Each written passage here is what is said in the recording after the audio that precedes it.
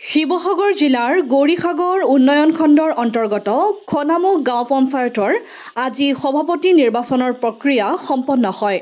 বহু জল্পনা কল্পনাৰ অন্তত আজি গৰিষ্ঠ সংখ্যক জনপ্ৰতিনিধিৰ সমৰ্থনত অসম গণ পৰিষদৰ প্ৰাৰ্থী জনপ্ৰিয় শিক্ষক লক্ষীনন্দন গগৈক সভাপতি নিৰ্বাচিত কৰা হয়। ইয়াৰোপৰি অসম গণ পৰিষদৰে লক্ষীমাই দুৱৰাক উপ সভাপতিৰ দায়িত্ব অৰ্পণ কৰা হয়। উল্লেখ্য যে লক্ষীনন্দন গগৈক সভাপতি হিচাপে লৈ অসম গণ পৰিষদ ৰাইজৰ দল আৰু কংগ্ৰেছ একত্ৰিত হৈ আজি খনামুখ পঞ্চায়ত গঠন কৰে। নমস্কাৰ, আপোনালোক নিউজ চেনেলৰ জৰিয়তে দি প্ৰথমেই খনামুখ গাঁও পঞ্চায়তৰ আজি নৱনিৰ্বাচিত সভাপতি হিচাপে মই সমূহ খনামুখবাসীৰ ৰাইজক শ্ৰদ্ধা জ্ঞাপন কৰিছোঁ।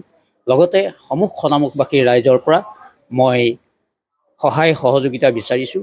অনাগত ভৱিষ্যত দিনকেইটাত আমি পঞ্চায়তখনৰ কামবিলাক যাতে ৰাজ্যৰ উন্নয়নৰ স্বাৰ্থত সুকলমে কৰি যাব পাৰোঁ। আজি আমি যিহেতু গত নিৰ্বাচনত আমাৰ খনামুখ গাঁও পঞ্চায়তৰ যিসকল নিৰ্বাচিত ৱাৰ্ড সদস্য নিৰ্বাচিত হৈছিলে, আমি সকলোৰে পৰাই সমৰ্থন বিচাৰিছিলোঁ আৰু আজিৰ দিনটোত আমি 6জন ৱাৰ্ড সদস্যৰে সমৰ্থিত হৈ মই প্ৰেচিডেণ্ট হিচাপে নিৰ্বাচিত হৈছোঁ। লগতে উপসভানেত্ৰী হিচাপে আমাৰ লক্ষীমাই দুৱাৰা এই 6জন সদস্যৰ সমৰ্থনতে নিৰ্বাচিত হৈছে। আৰু বিশেষকৈ এতিয়া এক হিচাপে ক'বলৈ গ'লে এটা কথা স্পষ্ট ক'ব পাৰি, যিহেতু পঞ্চায়ত নিৰ্বাচনৰ ৱাৰ্ড সদস্যসকল নিৰ্দলীয়, তথাপিতো দলীয় কিছুমান বেনাৰ থাকে, আমি নাথাকে বুলি নকওঁ। তথাপিতো ৱাৰ্ড সদস্যবিলাক নিৰ্দলীয় হিচাপে আমি সকলোৱে সমৰ্থন বিচাৰিছোঁ। কিন্তু যিহেতু বিৰোধী দল বুলিও ক'ব নোৱাৰি, যিহেতু মই অসম গণ পৰিষদৰ এজন কৰ্মী আৰু আমাৰ অসম গণ পৰিষদৰ 3জন কৰ্মী আছে, ৰাইজৰ দলৰ 2জন আৰু কংগ্ৰেছ দলৰ 1জন আছিলে। আমি এই 6জনৰ সমৰ্থনত আজি মই সভাপতি হিচাপে নিৰ্বাচিত হৈছোঁ। কিন্তু বিৰোধী বিজেপি দলে আজি আপোনালোকৰ মিডিয়াৰ আগত এটা প্ৰশ্ন কৰিছে যে মিত্ৰতা থকাৰ পিছতো ৰাইজৰ দল কংগ্ৰেছ আৰু AGP মিলি আমি পঞ্চায়ত গঠন কৰিছোঁ।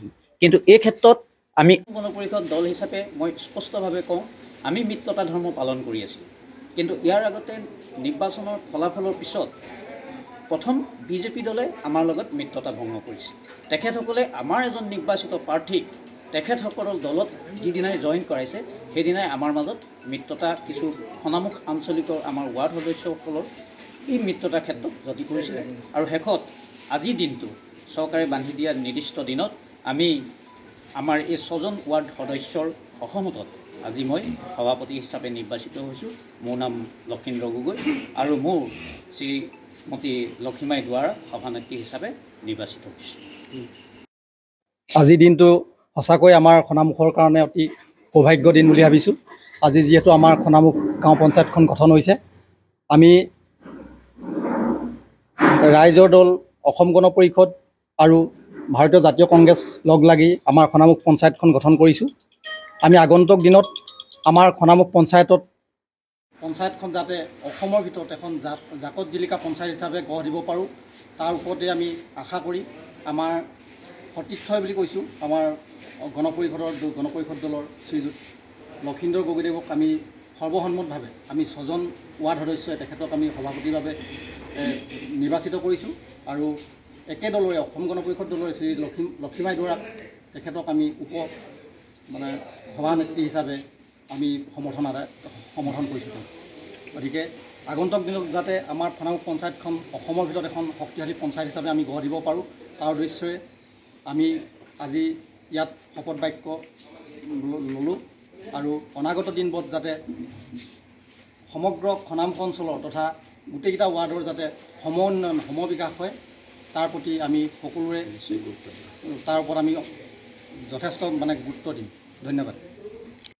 শিৱসাগৰৰ পৰা ছৈয়দ মুস্তাকুৰ ৰহমানৰ ৰিপৰ্ট, অসম আদিত্য।